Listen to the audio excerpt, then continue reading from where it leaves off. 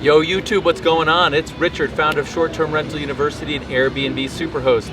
And today I'm coming to you from the base of Jackson Hole Mountain Resort, which is fantastic and where I call home. Charles thought this would be a great video and I couldn't agree more. And it's basically why you will never get rich or wealthy making a lot of money. I know that sounds counterintuitive and it makes no sense. Like, of course you need to make a lot of money to get rich or be wealthy. Yes, you do need to do that. But in and of itself, that's not nearly enough. Plenty of people make a ton of money and aren't rich or wealthy.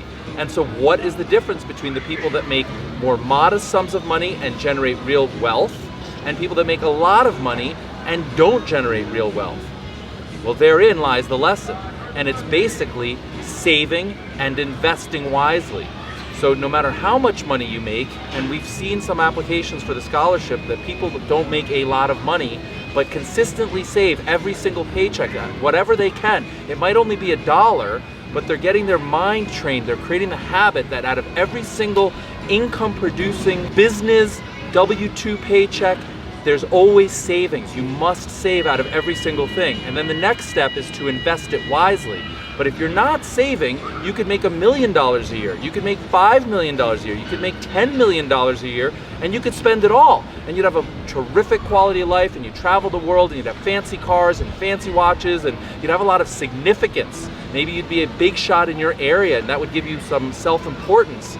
But is that really what you're going for? Or perhaps would it be better to say, since I made so much money, I'm going to be really diligent and love myself even more for the longer term, and I'm going to save. And with that savings, I'm going to reinvest, and I'm going to reinvest wisely. I'm going to reinvest in more cash engines and short-term rentals in the right locations, in the right markets, in the right sizes, paying the right prices, pricing properly, and generate a real cash engine-like return. Or if you have enough exposure to real estate and short-term rentals, maybe this is the time to start investing in stocks, in mutual funds. I don't really recommend bonds. Maybe you want to put a toehold position in cryptocurrency. We've seen this time and time again. We've seen the prize fighter who made millions of dollars and went bankrupt. We've seen the lotto winners that won $100 million or $500 million, and a few years later they declare bankruptcy. You probably know people that you work with or in your family that make much more money than you, and they have this great lavish lifestyle, and you think they're really rich, but they don't have any real savings, and they don't have a retirement plan, and they're gonna have to continue to work forever.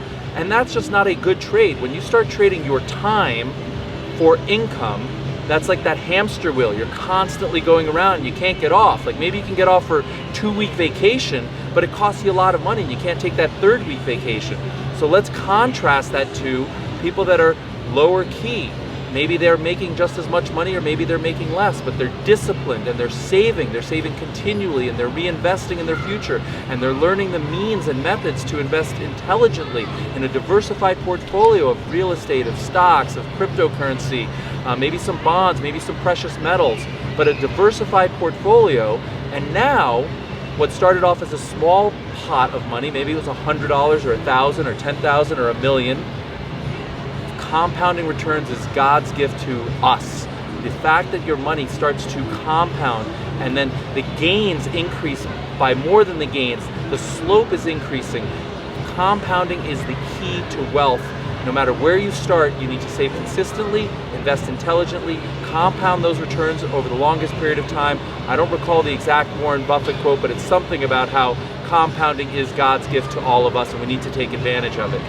So many of us focus on how to increase our income. I want to make more money. I want to make more money. I want to make more money. And there's plenty of people on YouTube and other places that talk about how to make a lot more money. But what's missing in that equation, unless you want to continue in that stressful environment where you must continuously make that much money and be on that hamster wheel, is how to generate real wealth. And making a lot of money in and of itself does not generate real wealth.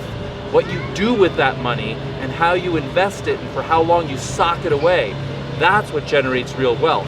So please go ahead and comment below. Let me know how much money you save out of every single paycheck. It could be 1%, it could be 20%. Obviously 20% is better, and we're coming out with a calculator to help you all understand exactly how important compounding is, to encourage you to save more, to be more disciplined, to put off your immediate, like, instant gratification needs in this materialistic society that we live in, and all the bling and the flash and the Instagram likes, and instead invest it in yourself. Put the money aside for yourself, not only for your future and your retirement, but for your family and your legacy. And when you have a chunk of money saved, invested wisely, generating returns, and you let natural course of time just go from 1 year to 5 to 10 to 20 to 50 years. Some of you that are watching this are millennials, you're in your 20s. You have 80 years of compounded returns. If you spend $1 on something meaningless right now, as opposed to saving it and letting that compound for 80 years, that item could be costing you millions of dollars. Literally, that $200 pair of sneakers could be worth $1 million in 50 years.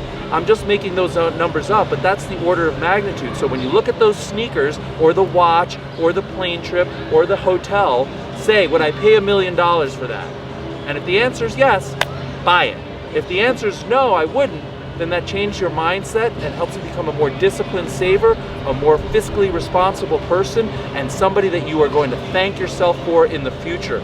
Your future self is looking back at you right now saying, don't buy that, save it now, reinvest it, be wise. We're going to live a lot longer. Science, health, technology, the foods that we eat, the care that we receive, we're going to live a lot longer. So what worked in the past with your 401k and your pension and your savings and Social Security, that's designed in an antiquated system. That's for when we live to about 85. Today, average age expectancy is approaching 100, and it could go to 120, and that's without even any medical breakthroughs. So just realize, you may not be prepared to retire at 65 or 70 and use Social Security or pension, but that's for you to live for 20 years, from 65 to 85. What about the next 20 years, from 85 to 105? And what about the 20 years beyond that, 105 to 125? I know it sounds crazy, but you heard it here first, friends. Time to save even more, be more diligent, be more prepared, be more fiscally responsible, learn more about investing, save for yourself. Your future self is looking back on you right now saying, please save for me, friend. Please save for me. So leave your comments. How much are you saving? How do you save? Because the more that we share with one another, the more the community grows. And that's the whole point of this video and this channel. I really appreciate you sharing with us. I would also really welcome a thumbs up. And if you found this video exciting and interesting and helpful, go ahead and subscribe to the channel.